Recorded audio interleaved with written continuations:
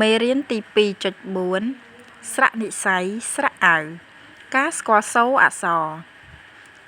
តៅមានសូរចុងអាវបើ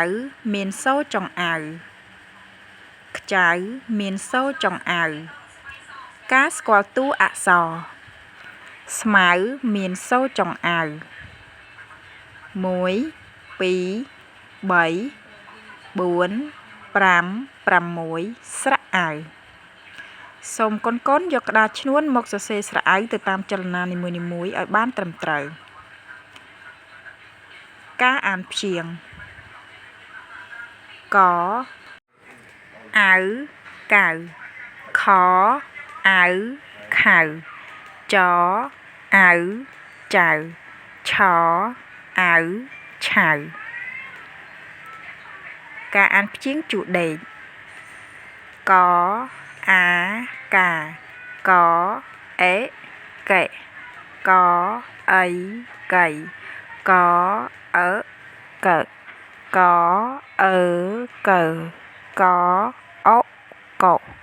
កអូកោកអ៊ូគួកអើកើកអឺគឺកអ៊ីគៀកអេកេ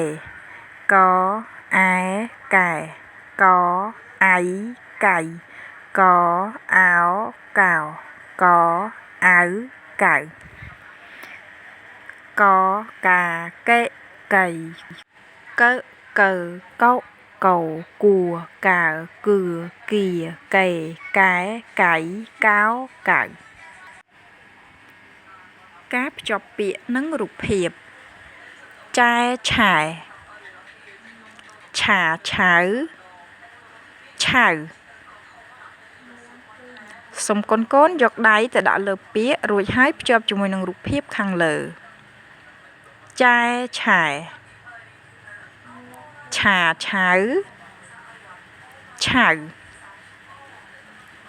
ការអានអត្ថបទខ្លីឆាឆៅចែឆែ